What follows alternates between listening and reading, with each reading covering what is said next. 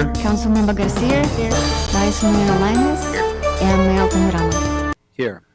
All right, we'll go ahead and open up public comment. Is there any public comments? Public comment. Public comment is now closed. And we have 2 items. Can you speak into that? Item number 1, conference with legal counsel regarding anticipated potential litigation, 5 matters. Item number 2, the success agency will confer with its real property negotiator with respect to real estate negotiations concerning proposed price and other terms related to the Commerce refuse to Energy Authority facility. All right, we're now recessed to closed session. All right, so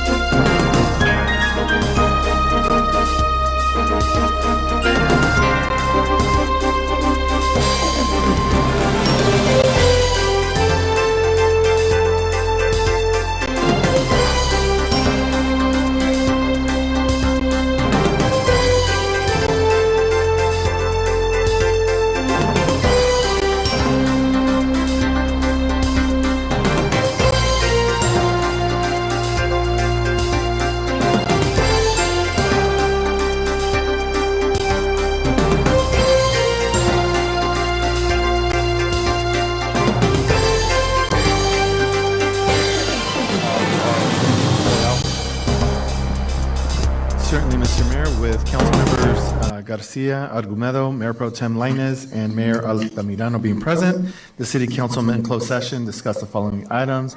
Item number 1, which is conference with legal counsel regarding anticipated potential litigation. 2 items were discussed. City staff made presentations. Council provided direction on both. No final reportable action was taken on either. 3 items were not discussed. Item number 2 on the closed session agenda was not discussed, and it is the intent of the city council to reconvene in closed session to discuss these matters following the conclusion of our open session agenda. Thank you, Mayor. Thank you. So the 6 p.m. meeting will now be called to order. Can I please have a roll call? Councilmember Argumedo, Here. Councilmember Garcia, here. Vice Mayor Lainez, Here. and Mayor Altamirano. Here. Okay, now we'll go to we're going to have a pledge of allegiance by Director Castellon and invocation by myself. Good evening, everyone. Please stand for the Pledge of Allegiance. Place your right hand over your heart. Ready, begin.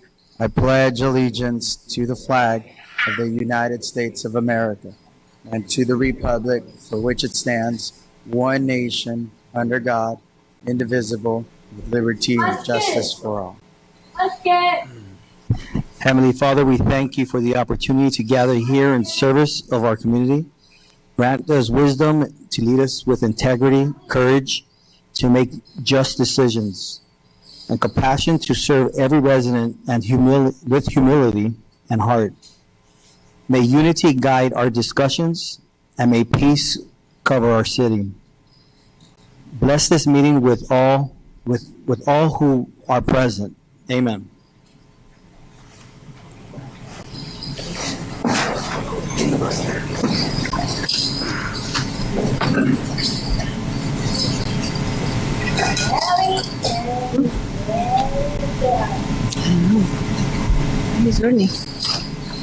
We have appearances and presentations, and item number 1 is the proclamation and declaring the month of July as Parks and Recreation Month and Special Olympics swim team presentation.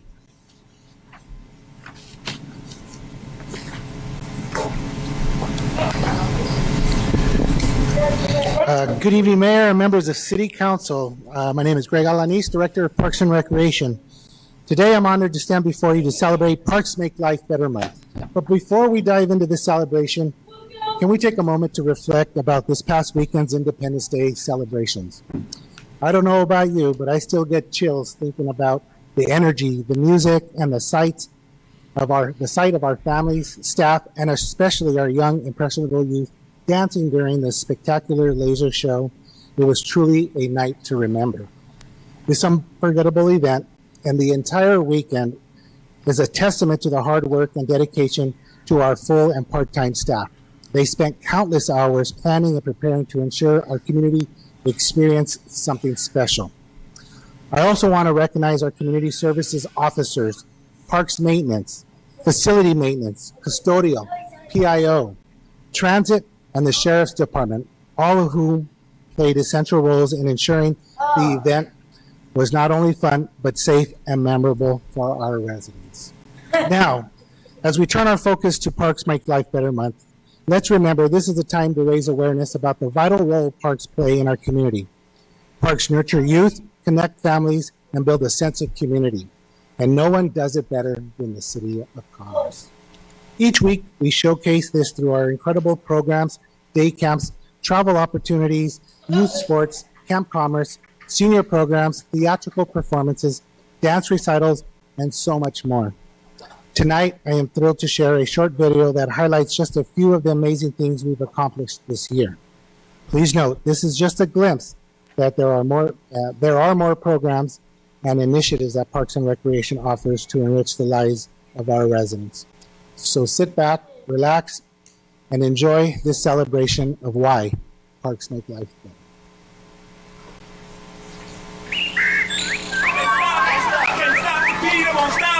Won't stop the beat and go!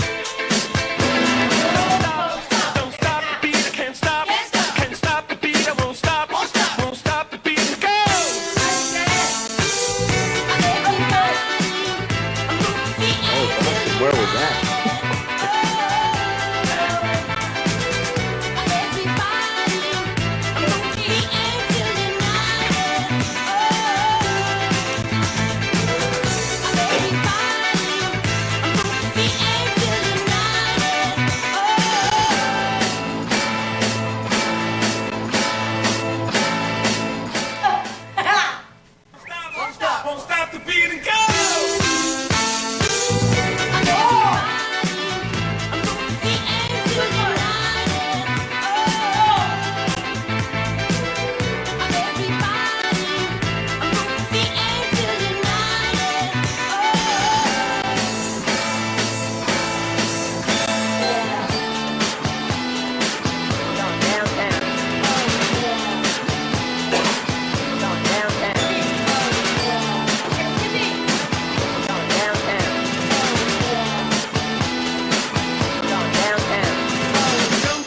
Don't stop the beat. I can't control my feet. People in the street. Come on, everybody, and move your feet. Don't stop the beat. I can't stop the beat. I won't stop the beat and go.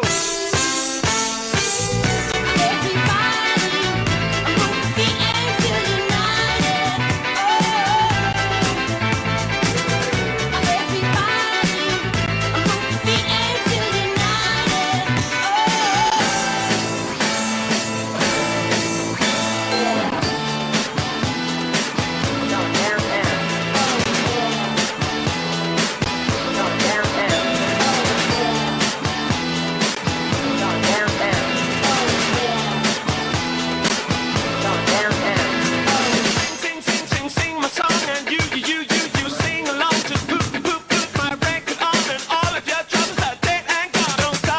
Don't stop the beat. I can't stop the beat. I won't stop the beat to go.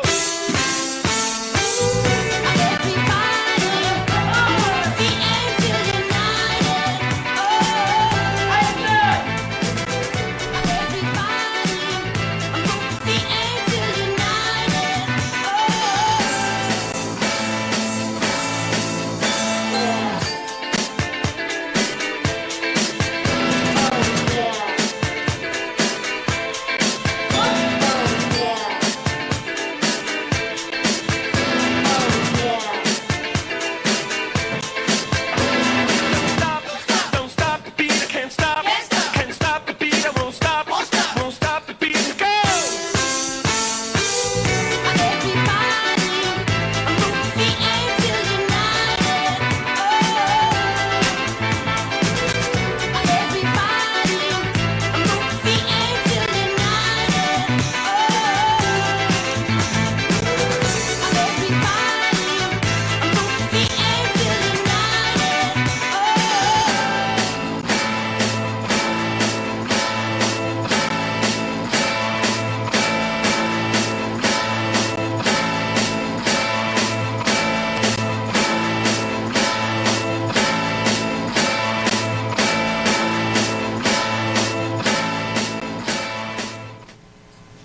Nice.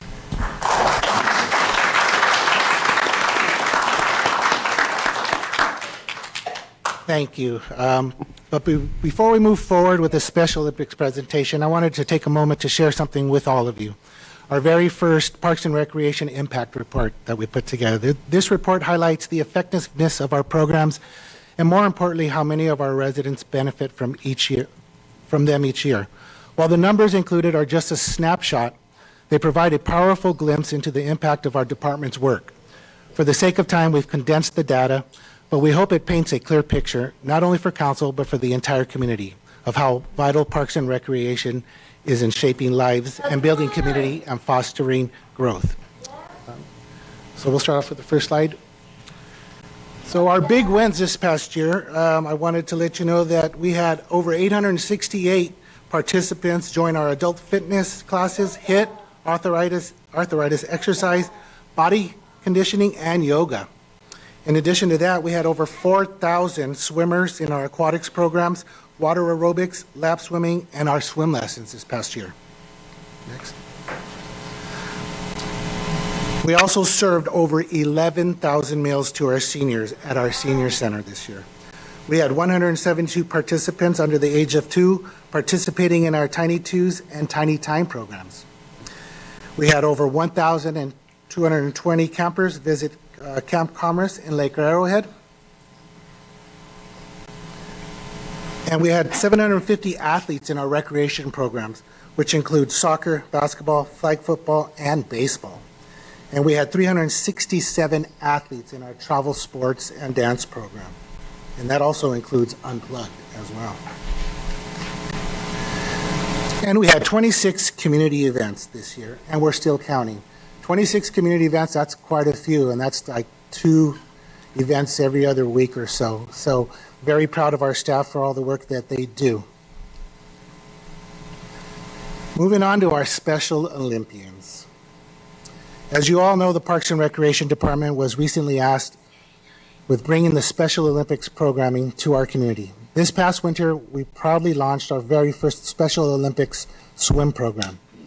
I'm excited to introduce to you these amazing athletes who trained diligently on Mondays and Fridays and had the opportunity to compete in several swim meets, including the Special Olympics held a few weeks ago at Cal State Long Beach. These athletes showed incredible dedication, heart, and perseverance, earning their spot on the podium and in our hearts. We are extremely proud of their accomplishments and grateful to the coaches and families who supported them every step of the way. Please join me in warmly welcoming our Special Olympic athletes, their families, and coaches who helped make this program a success. They are a shining example of why parks make life better. Please give them a round of applause.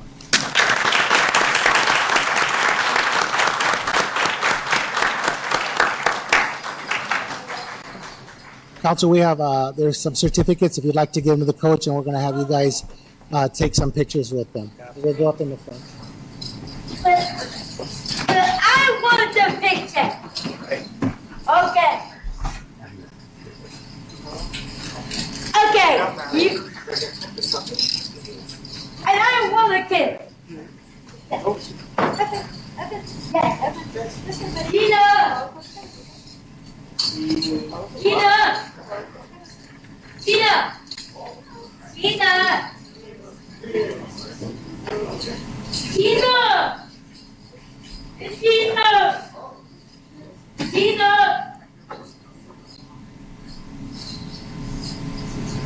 I'm hungry!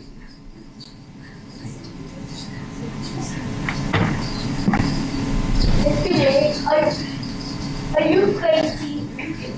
Are you crazy? I need help. I need help. Just give me. I'm hungry. And then. We got goodies for them after.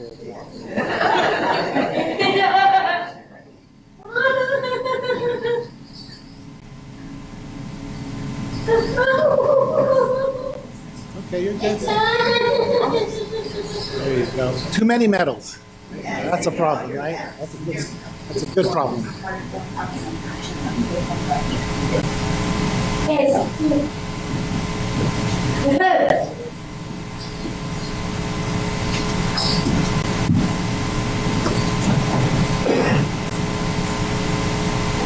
What? Everyone look right over here. Ready? 1, 2, 3. Cheese. 1, 2, 3.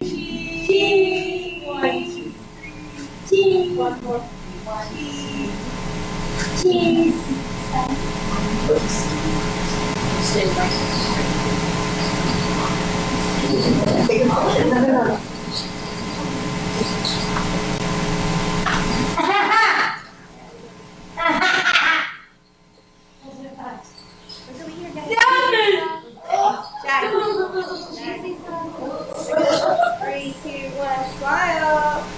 Smile!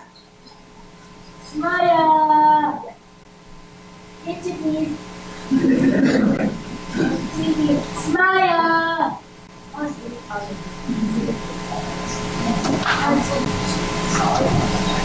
Cheese!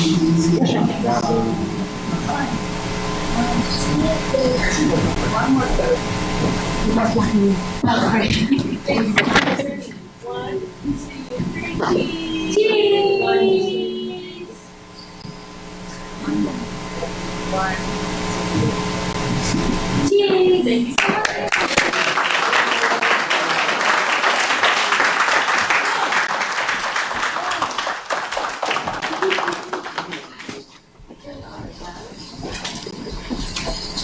Mayor, in closing, I just want to thank the incredible staff that work behind the scenes to make Parks Make Life Better. So thank you to all my colleagues in City Hall and in Parks and Recreation.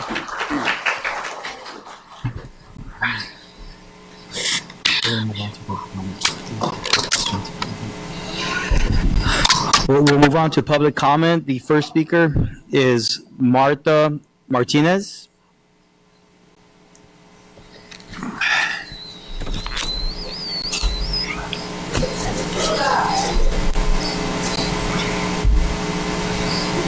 Martha Martinez. Okay. Alejandro Martinez.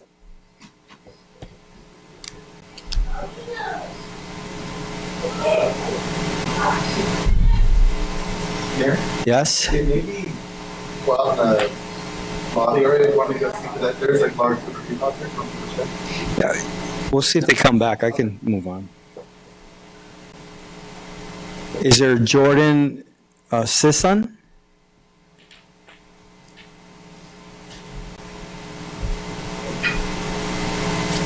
Evening, Honorable Mayor. That's for the appeal. Yeah, so you can speak during the bill. Yes, I'll reserve that time. Thank you, Mr. Mayor. Okay. Tim Fleming? Okay. Jose Calderon?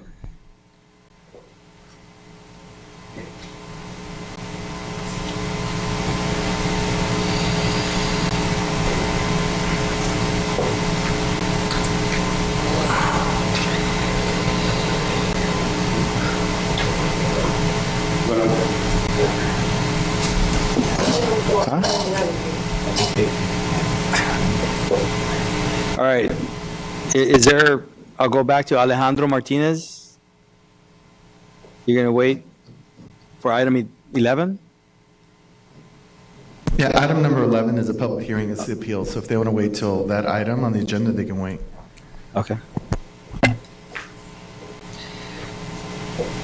All right, Gloria Neswalcoyo.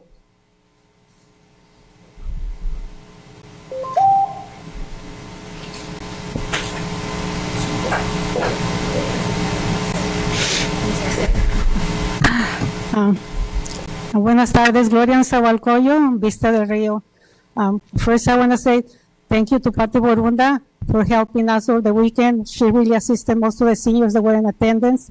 So I guess I'm not sure if that was her job for the weekend, but she really took care of us. And also thank the 30 Dog for all the hot dogs they gave us over the week, all Sunday long. That was really nice of them, and they also offered to help us out with whatever we wanted for the Common Senior Club. Now, the other thing on number 11, I really wish, I really wish this union wouldn't be here because they have a lot of other issues to take care of, and there's no need for them to be interfering here. And if the city attorney has decided that the Citadel people have complied with all the rules and regulations, there's no need for them to keep challenging us and be wasting their union dues on us on this issue, which is hurting us, the community. So hopefully, you will rule in favor of getting that remodel building going on so we can have our revenue back.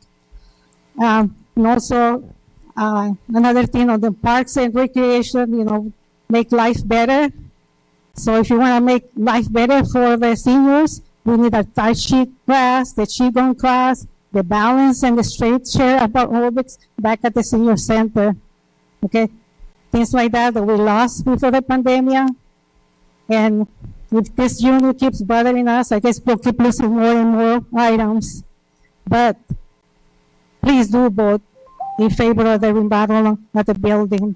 We need it because we already lost the one on Washington Boulevard, and that's a big loss.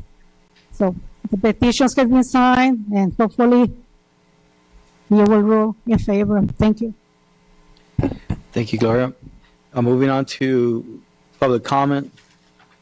I'm sorry, we're closing public comment, but we're going to move on to consent calendar. We have items number 2 through 10. Is there a motion to approve items 2 through 10?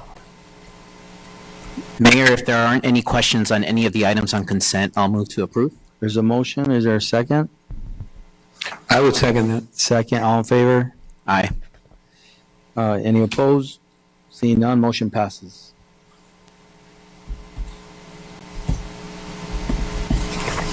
Okay, we're gonna open up the public hearing, which is item number 11, the appeal of the Planning Commission's decision to approve conditional use permit number 25-02 to allow a hotel use in the city's unlimited commercial C2 zoning district at 500 Citadel Drive, Commerce.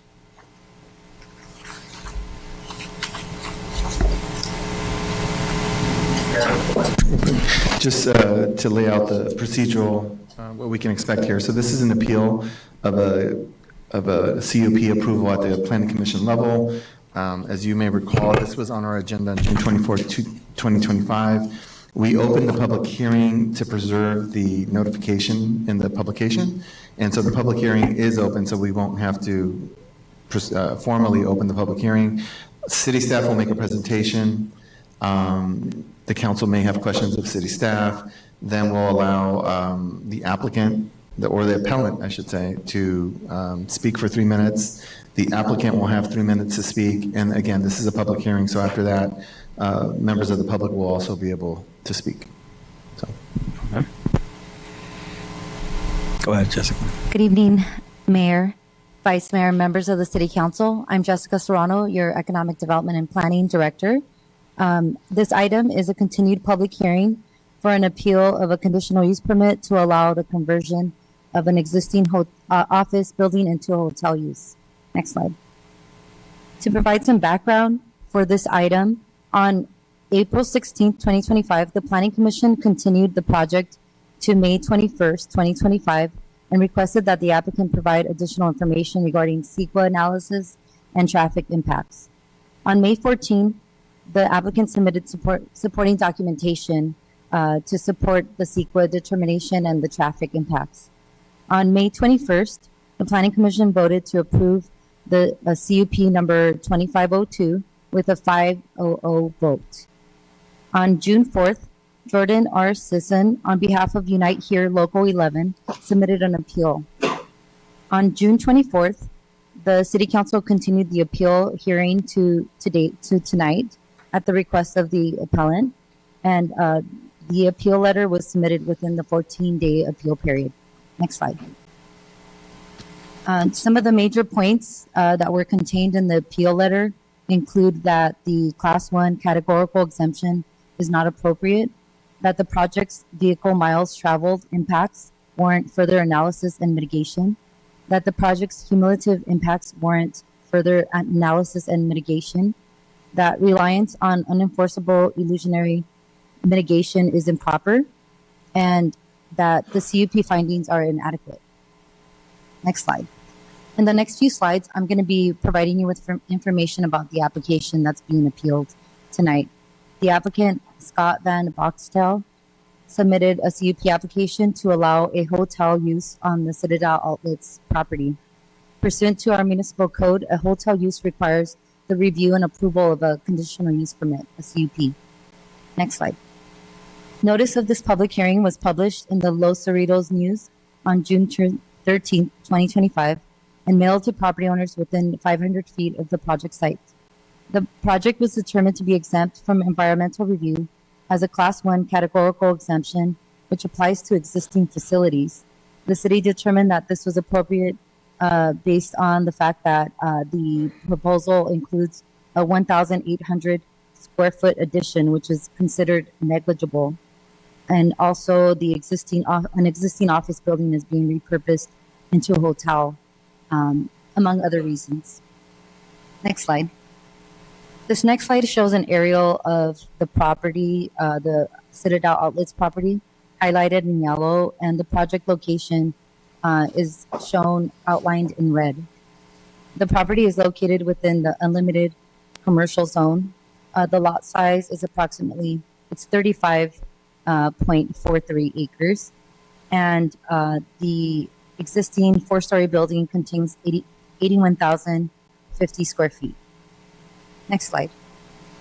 This next slide shows the site plan for the Citadel Outlets property, and it shows the building that's being converted into a hotel, outlined in red. The Commerce Municipal Code contains development standards and design guidelines that address items such as contextual design, landscaping, architectural treatments, and circulation. The proposed hotel conversion meets these requirements.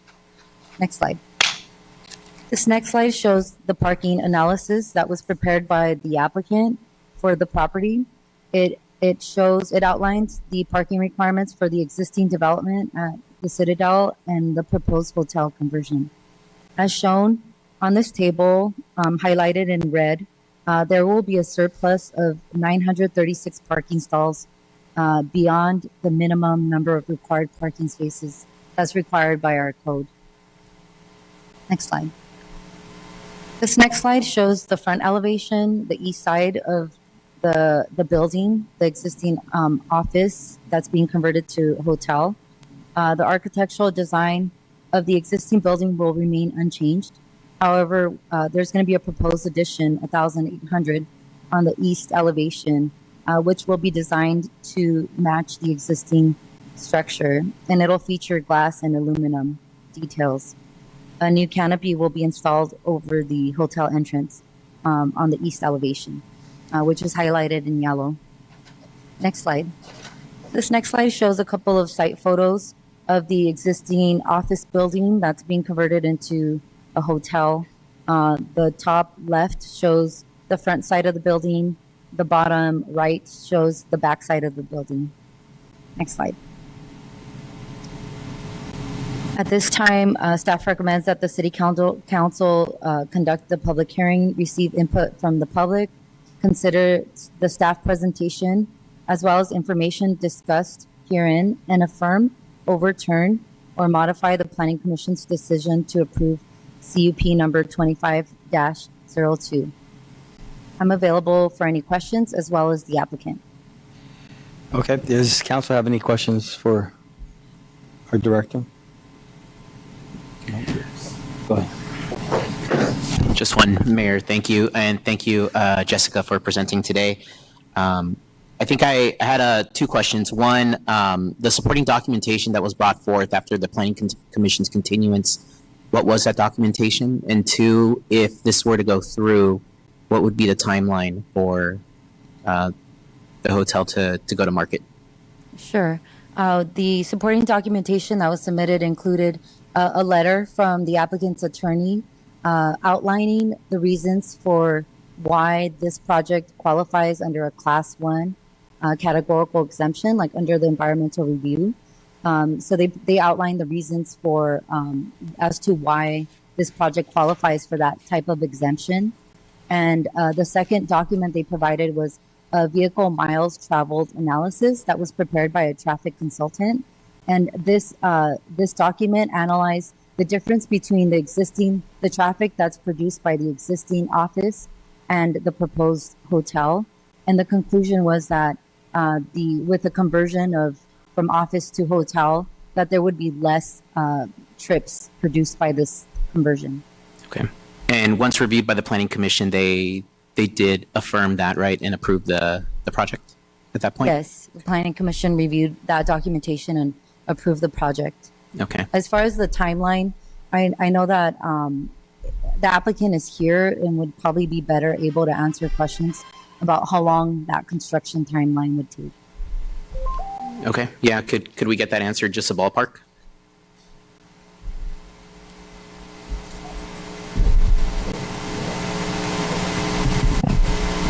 Councilman Leonis, Steve Craig, the applicant, 100 Citadel Drive, Commerce. Keep in mind, the building is built. So what we're really doing is mainly tenant improvements to the building. Right. So we have about a 9-month tenant improvement project. Right now, we've been doing what are called backbone utilities because the hotel will require a little bit more power just because of the rooms and TVs and the like. So we're prepared to get underway right away. and be open next year. Okay, all right. Thank you, Mr. Craig. Mayor, those are my questions. Thank you. Thank you. Okay, to our city attorney, then, are we just going to now start to call out the names on these cards, or is there another speaker? I think if the appellant wanted to come up and speak for 3 minutes, and then we'd have the public comments after the appellant.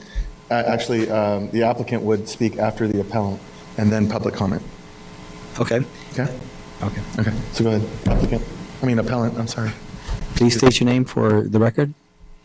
Yes, Jordan Sisson, counsel to appellants. Thank you, Mr. Tapia, and your fine counsel. I represent the appellants here, Local 11, right here. And respectfully, we submitted substantial evidence in our appeal. And respectfully, we don't believe the staff report really addresses our concerns, which address very specific issues with the memo and the BMT study. And generally, we appreciate the city's desire for economic development. That's not lost on my client. That doesn't mean that it has to come at the expense of environmental review. And you might ask why that's important to my client. Well, when you fail to do a proper CEQA analysis, cities leave off feasible mitigation. Here, that really matters to my client because that means reduced BMTs and reduced GHGs, which is not only important to the hotel workers, but also the public, your residents, including residents of my members or my client's members who are citizens of the city. In my remaining time, I just want to hit 3 quick points. First, regarding the existing facility CEQA exemption. Here, the plain language is very simple. Is this an existing facility? Is this a negligible change or a negligible increase in use? No. We're not talking about a retail, commercial, even an office to office or a hotel to hotel.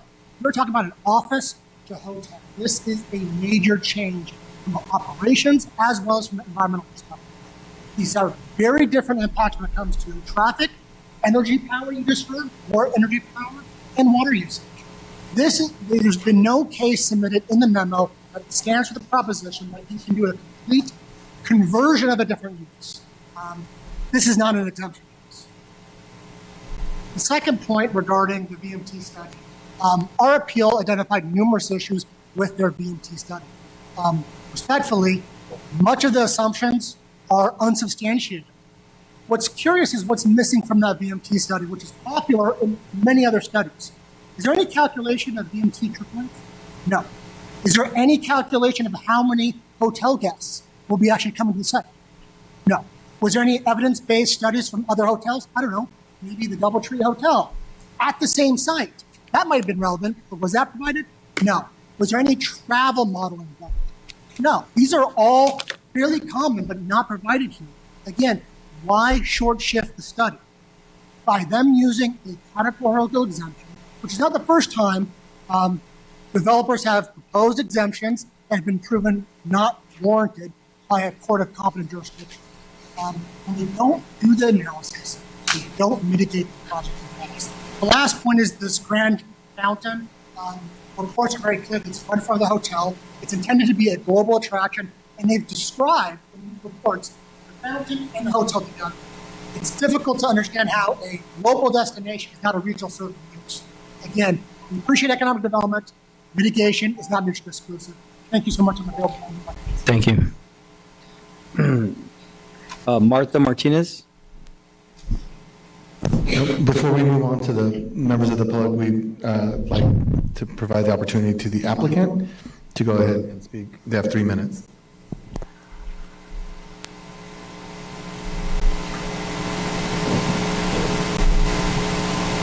Members of the Commerce City Council, Steve Craig, 100 Citadel Drive.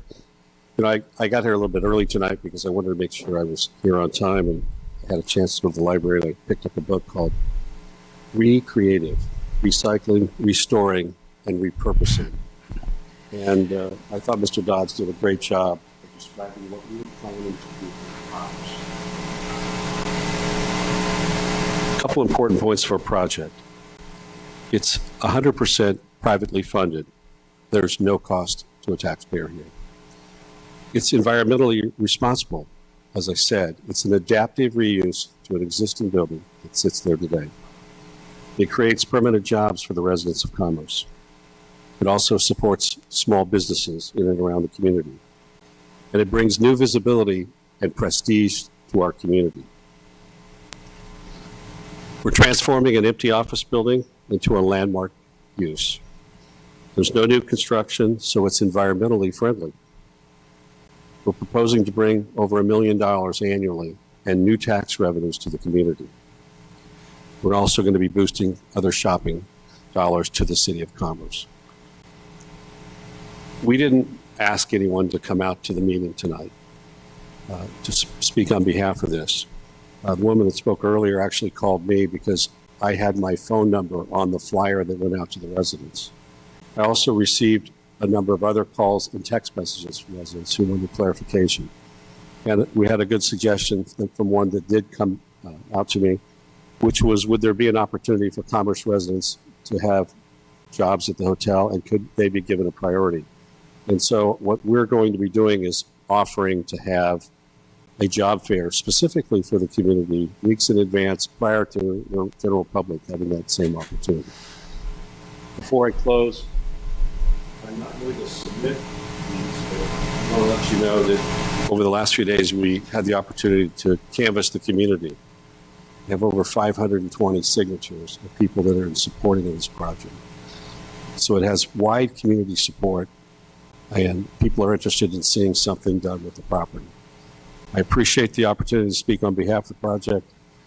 I hope that you will uphold the Commission's approval of the project, reject the applicant who applied to have it reconsidered, and allow us to get this thing started so we can have this hotel up and running as early as next year. Thanks so much. I appreciate it. Thank you. Martha Martinez?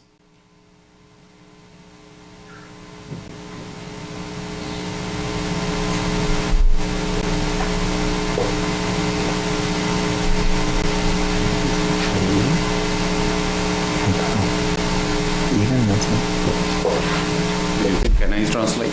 Yes, please.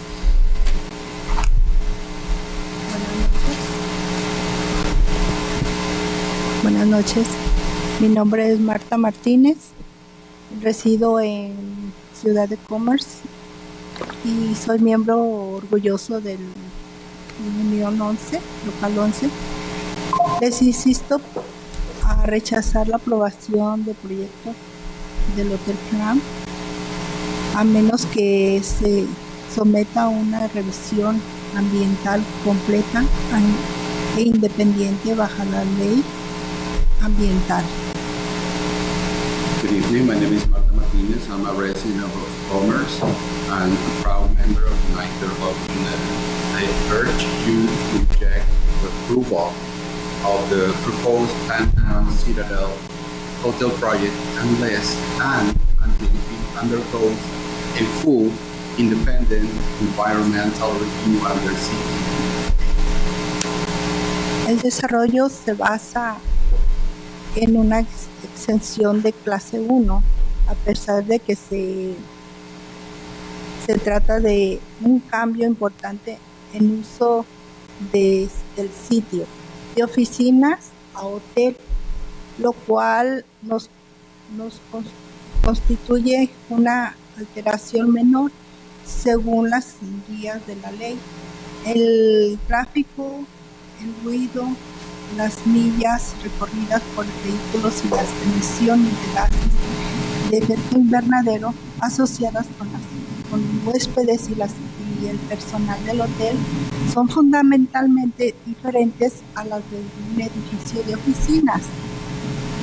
The developer is relying on a Class 1 exception, even though this is a major change in land use from office to hotel, which is not a minor alteration under the CEQA guidelines. The traffic, noise, vehicle miles, travel, and greenhouse gas emissions associated with hotel guests and staff are fundamentally different from those of an office building. Peor aún, el proyecto está promocionando por separado una futura atracción turística masiva similar al Velayo, la Gran Fuente, en el mismo sitio, pero los impactos de ese proyecto se están excluyendo en la revisión ambiental. Esto parece ser una fragmentación inapropiada. Worse, the developer is separately promoting a future massive Bellagio-like Grand Fountain tourist attraction on the same site. Yet, the impacts from the project are being excluded from environmental review. This appears to be improper peacemaking. Por favor, detengan la aprobación del proyecto y exijan una revisión completa con medidas de integración ambiental. Gracias. Please withhold project approval and require a full CEQA review with enforceable mitigation. Thank you. Tim Fleming?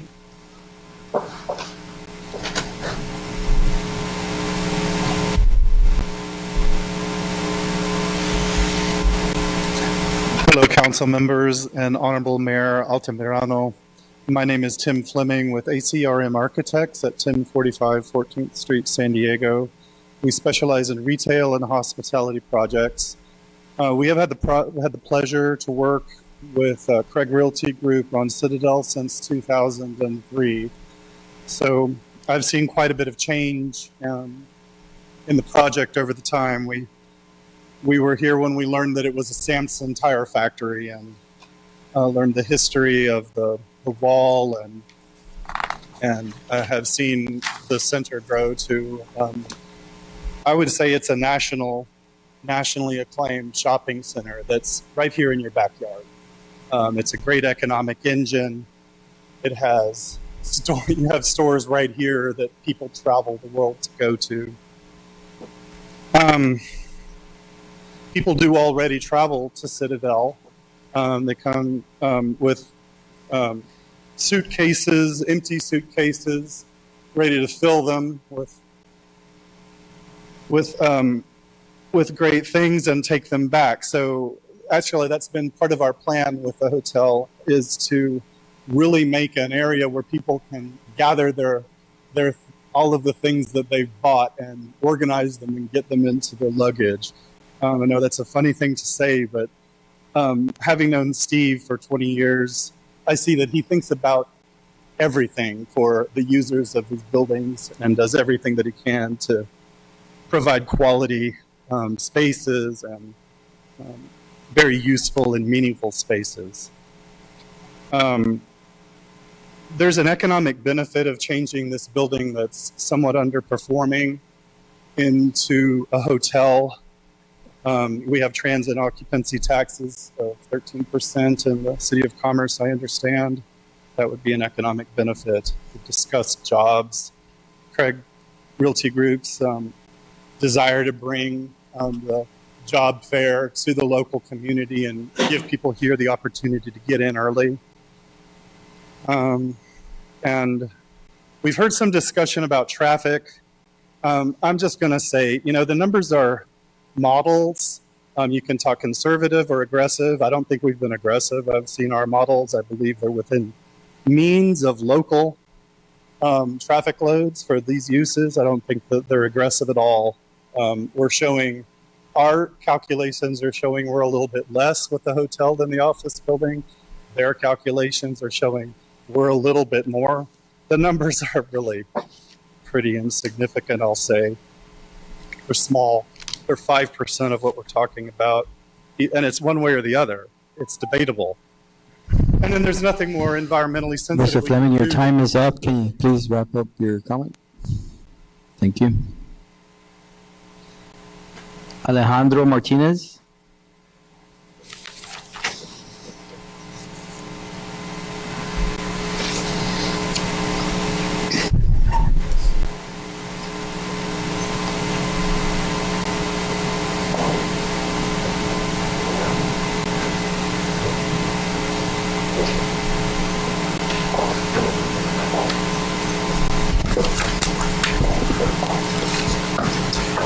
Buenas noches. Mi nombre es Alejandro Martínez. Soy residente de Commerce y miembro orgulloso del United Here Local 11.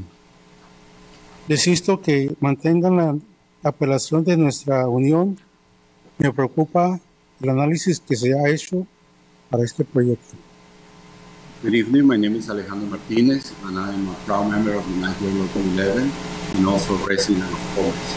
I'm here to urge you to sustain the appeal. I'm concerned about TNT analysis.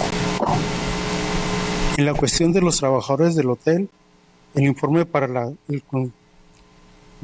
Comisión de Planificación de abril sugirió que el hotel de 132 habitaciones tendrá entre 16 y 24 empleados, dependiendo de la hora del día. Esto parece indicar que la cantidad de los empleados presentes en un momento dado, en lugar de la cantidad oral total de los empleados generados por el proyecto, no ha revelado la base en estimación, que parece increíblemente baja. Por ejemplo, la calculación de la ciudad de Los Ángeles estima que los hoteles y moteles generan aproximadamente un empleado por cada 2 habitaciones, lo que en este caso serían 66 empleados que probablemente generarían impactos durante sus desplazamientos. Regarding hotel workers, the staff report for April's Planning Commission hearing suggested that the 132-room hotel will have 16 to 24 employees, depending on the time of day. This seems to suggest the number of employees present at any given time rather than employees generated by the project in total. There is no disclosure of the basis for this estimation, which seems incredibly low. For example, the City of Los Angeles calculator estimates hotels and motels generate about 1 employee for every 2 rooms, which in this case would be 66 employees who will likely be generating impacts during their commutes. Por favor, asegúrense de que quienes vivimos en Commerce recibamos lo que merecemos y corrijan la revisión ambiental. Merecemos más revisión completa y una mitigación adecuada. Gracias. Please make sure that those of us who live in Commerce get what they deserve and fix the environmental review. We deserve more review and appropriate mitigation. Thank you. Jose Calderon.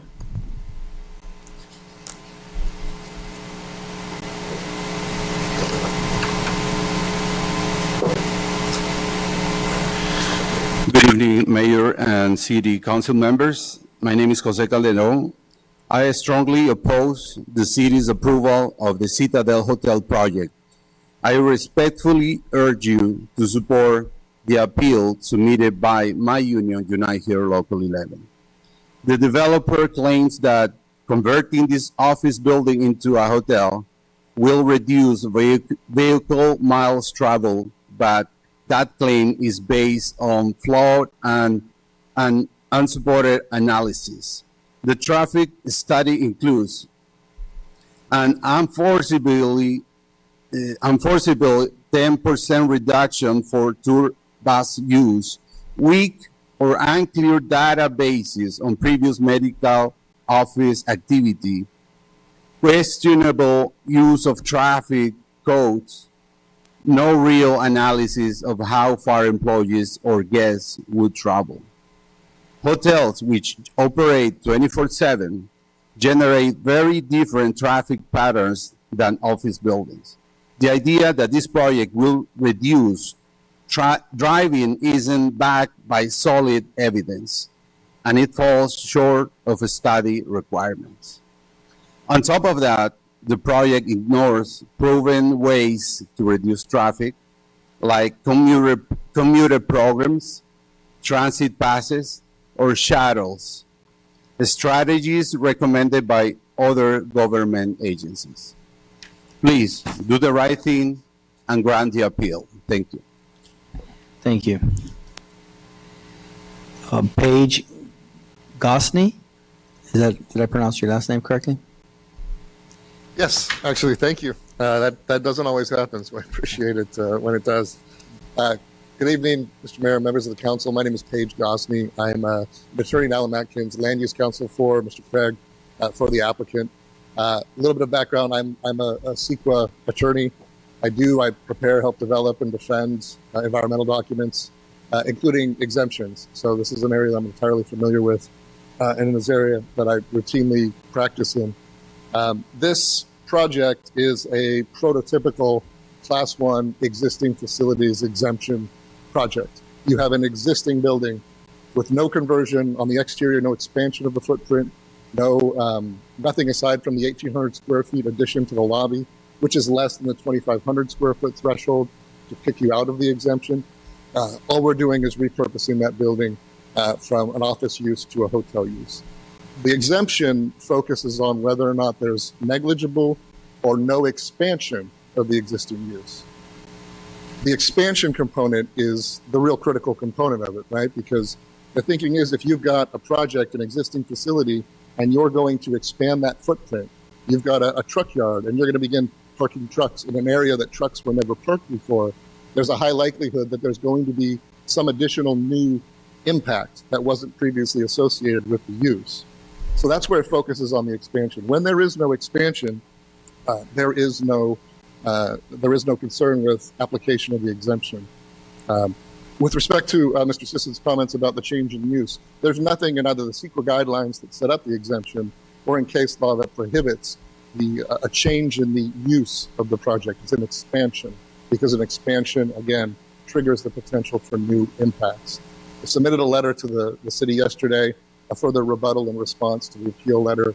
It included a number of examples at attachment A to the letter of other projects where you had changes in the use from a commercial site to a hotel, from an orchard supply hardware store to a banquet hall, to a manufacturing outfit to a cannabis cultivation operation.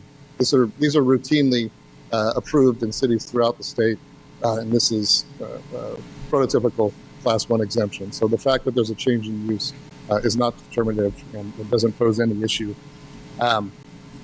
Really quickly, with respect to the traffic study, for purposes of the exemption, there's no need for any kind of a traffic study to be done. We agreed to do the study because the Planning Commission requested it. There was no obligation under CEQA to do that. We did that, and that analysis concluded that we had 25 fewer trips than the prior office use, and we were below the 110 trip threshold to require a VMT analysis. So again, we didn't have to do the study, and the study found that we didn't even meet the criteria to require a more detailed analysis. But we did that. We did that because the city requested it, and because we wanted to give you the comfort that you need to approve this great project. Thank you. Thank you, Mr. Gosney. Next speaker is Jonathan Chambers.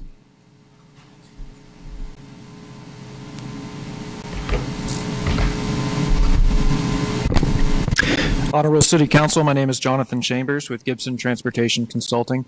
I prepared the trip generation and VMT analysis, and I'd like to take a few minutes to respond to some issues that were identified in the memo that we received about 3:30 this afternoon from a traffic consultant in Vermont, of all places.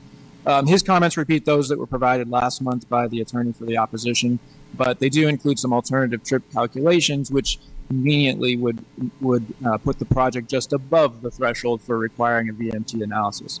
So I know Mr. Gosney just mentioned this, but as a reminder, my analysis found that the project would generate 25 fewer daily trips than the office uses most recently occupying the building. And if a project is found to generate 110 or fewer net daily trips, it would have a less than significant impact on VMT according to state guidance, and no further analysis on VMT is required. We included some reasonable assumptions for trip reductions from the baseline rates. Those totaled about 30% reduction of the gross trips for the project. That was 20% internal capture and 10% alternative modes. I'm going to give a brief summary of that. Internal capture credits account for for a reduction in vehicle trips because hotel guests will eat at the restaurant, which is in the site. So they won't drive to that, or they will go to the Citadel Outlets retail, and obviously won't drive to that either. This is a very common type of adjustment, this internal capture, and we think that we used a very conservative and reasonable rate for this project.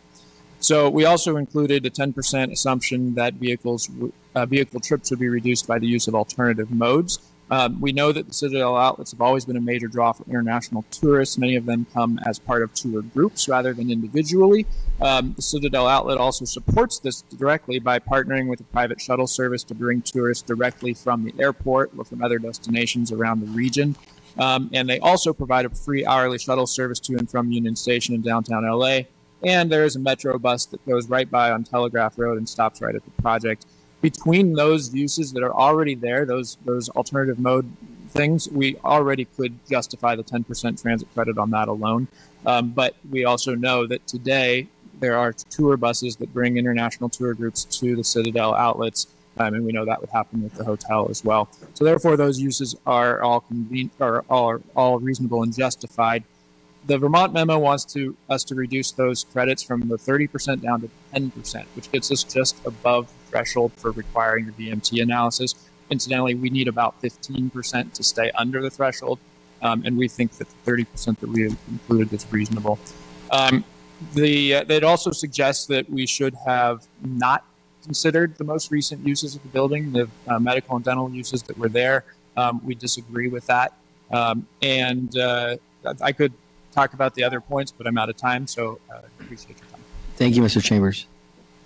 All right, that was the last card, so public comment is, or do I close the public hearing? And also, Mr. Mayor, I just wanted to note for the record that the city received, and the city council, this information was shared with the city council, a letter dated July 7th from Mr. Page Gosney to the city council, so that will be a part of the record.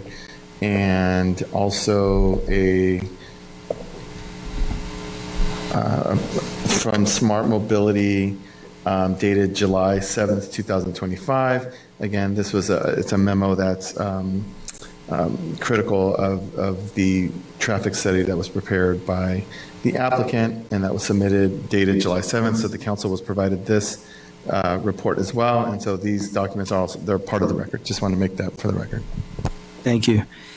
So at this time then, is there any questions? Councilmember Argumedo? No, Mayor, I didn't have any questions. I just want to thank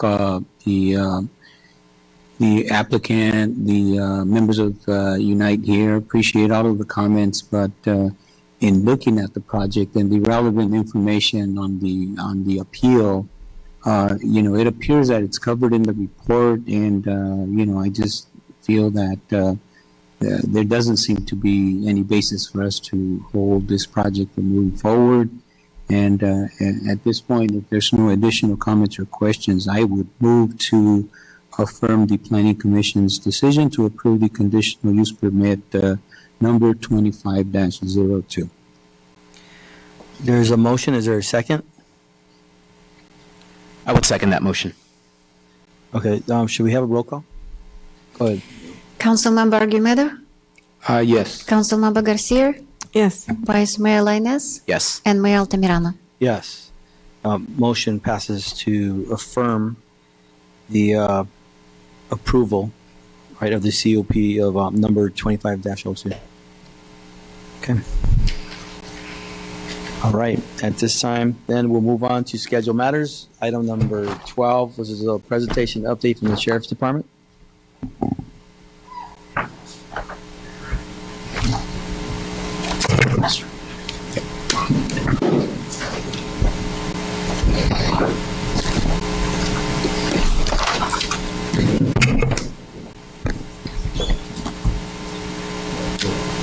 Good afternoon, Council. Sergeant Sergio Jimenez with your public safety brief for the City of Commerce for the month of June. Okay, first graph depicts our current standings compared to the prior months of this year. For the month of June, we had 8 assaults, 3 robberies, 4 burglaries, 44 thefts, 28 auto thefts, and 1 arson. Next slide, please. And I'm going to tell you about our current standings compared to last year, June of 2024. So currently we have the 8 assaults compared to last year we had 8. Robbery, we had 3 for this year. Last year we had 11. Burglary, we had 4 this year. Last year we had 16.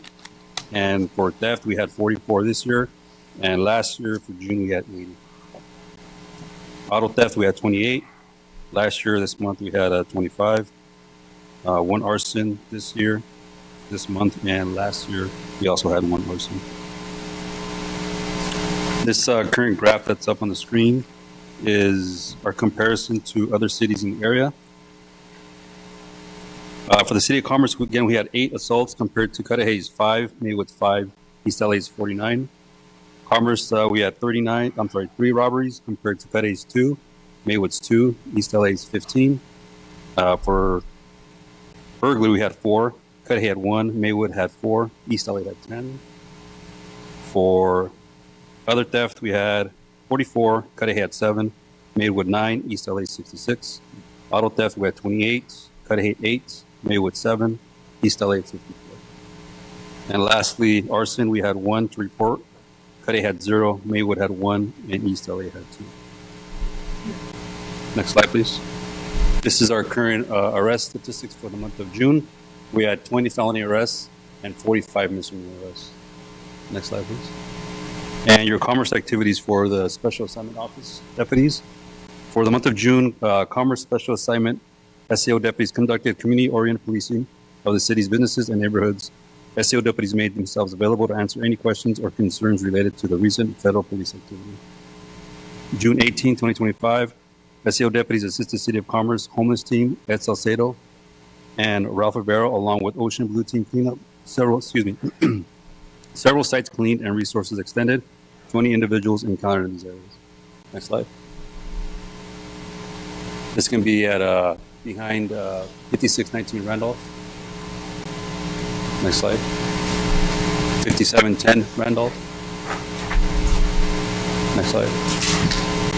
It's a before and after 4715 East Washington. Next slide. This is going to be Atlantic Avenue and Telegraph Road near the what's commonly referred to as the Mixmaster. Next slide. Again, the area of the Mixmaster, Atlantic Boulevard and Telegraph Road. Next slide. And July 4th to the 5th, SAO deputies participated in the City of Commerce Independence Day celebration at Roseville Park. Next slide. Next slide. Next slide. Next slide. Next slide. And lastly, I'd like to provide an update regarding Councilwoman Garcia's information request from our last council meeting. The concern involved reports from residents about loitering, public drinking, and illegal dumping on Water Street. Immediately upon receiving this information, we reached out to the concerned residents to acknowledge and address their concerns. We directed Commerce SAO deputies to conduct proactive patrols in the area and work in coordination with city staff to install a surveillance camera, which is now being monitored around the clock. I'm pleased to report, since implementing these safety measures, there had been no further incidents. I will be following up with the residents on Water Street to gather a progress report and ensure their continued safety. Any questions? Any questions? Go ahead. I just want to thank you for the follow-up. I appreciate you looking into that. We had a few residents calling on that particular street, so thank you for taking care of that. Anything else? All right. Go ahead. Just Sergeant, I wanted to thank you and your team for being out there this past weekend at our 4th of July weekend. You were actually there too, right? So I appreciate you leading from the front and just making sure that the event went through without a hitch, which it did. So thank you for the great work you're doing. Yeah, your guys' team did an amazing job for 4th of July and the 5th. We felt safe, so I really appreciate what you guys did.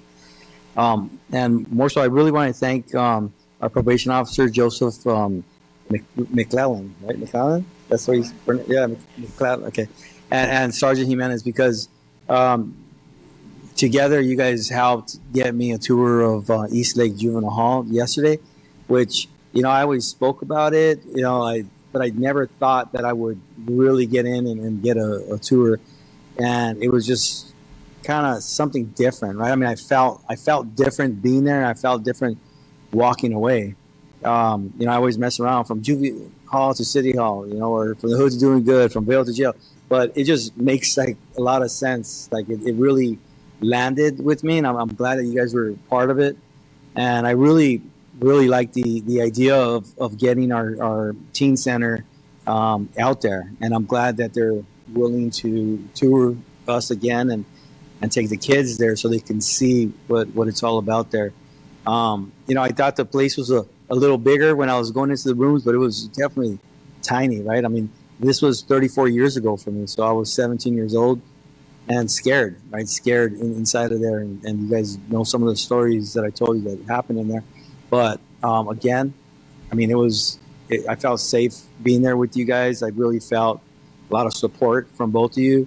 And I just looking forward to continuing our relationship and making our community better and being more involved with the kids so they can see, where they can end up, right? But also what's possible, right? That your past doesn't equal your future. So thank you guys. I appreciate you guys both. Yes, sir. Actually, at this time, if I don't mind, I want to introduce the rest of the council and to some of our city staff. This is the probation officer, Joseph McClellan. He works out of City of Commerce in Science City. We've been working together in the last 4 months. He's going to give a short presentation as to what he does. He's going to speak a little bit about this possible program that we might help out with the children of the city. Sounds good to me. Good evening, Council, Mayor. My name is Deputy Probation Officer Joseph McClellan. I'm with the LA County Probation Department's PIP program, which is called the Prevention and Intervention Program. Next slide. The PIP program requires one designated deputy probation officer to provide probation services to the city, ensuring all probationers remain in compliance with the conditions of probation. Other PIP officer duties include act as a liaison between probation unit case managers who supervise juvenile and adult probationers, meaning if I come in contact with the adult probationer, I know the PO, I can go ahead and contact that PO, let them know what's going on. Same thing with the juvenile. Maintain regular contact with local schools in the area. I've been to several schools around the area, Vail, I've been to Garfield, Montebello, Bell Gardens, and Bell. I'm in contact with those counselors, vice principals, and work together with the LA County Sheriff's Department, Sergeant Jimenez and his team, and we monitor high-risk offenders.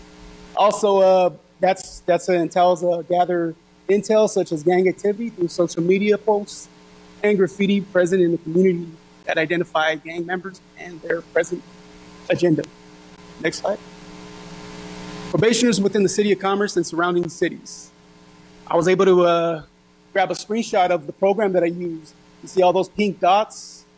That is an active supervision. Those are cases where they're on bench warrant status, maybe they're closed. That's why you see a majority of pink. Now the blue circles, that's active supervision, meaning those are crimes that are happening in our community. That blue, I would say highlighted area in the middle, that's the City of Commerce. Now you see those orange AB 109 probationers. Those are those low-level probationers that are being supervised by our department rather than the parole, CDCR. Juvenile probationers, which is my specialty, we got 39 juvenile probationers. 15 are in active investigation, meaning they've been picked up. They're going through the court process. They're not actively on probation. And active supervision are kids that are home on probation. We got 24. Next slide. Goals moving forward. Of course, to continue the collaborating effort of working with local law enforcement, schools, community workers, to develop a strong partnership with the city and community members to ensure safety and security. Introduce a program targeting high-risk youth, such as the Torch program. That's what Mayor was talking about. Let's see, El Monte PD does that Torch program. I'm in contact with them right now to see about possibly getting some info from them and starting that program. But that's something to look forward to. Let's continue to monitor the gang members, probationers, maintain regular contact. Let's see. By compliance checks, regular phone calls, and school visits. Attend city events. I haven't attended a city event, I'll be honest. I do plan on attending more city events in the future. And then lastly, deliver regular updates to the city council, provide any data pertaining to probation services. Next slide. So thank you very much. That's my contact information right there. I have my county cell, as well as the office phone number and my email address. Anybody have any questions, comments, concerns? Go ahead and reach me at those Mayor. contacts. Go ahead. Hi. Can we get one of your business cards before you leave? I have just 2 questions.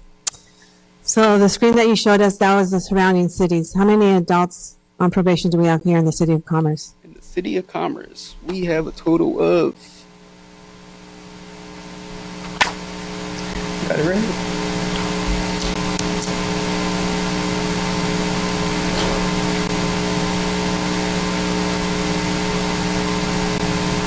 Active probationers, we have 291.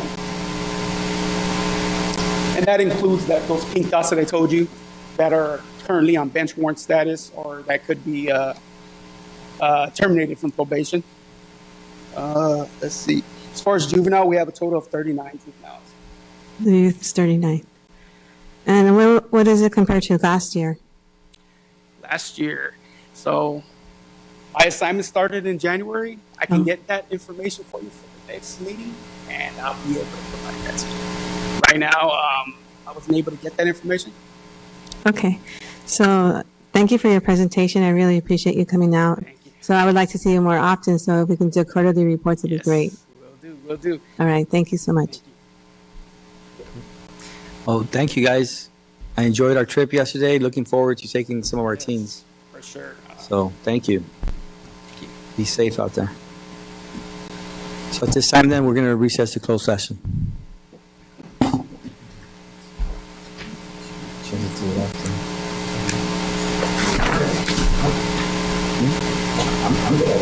Sorry. That's good. That's good.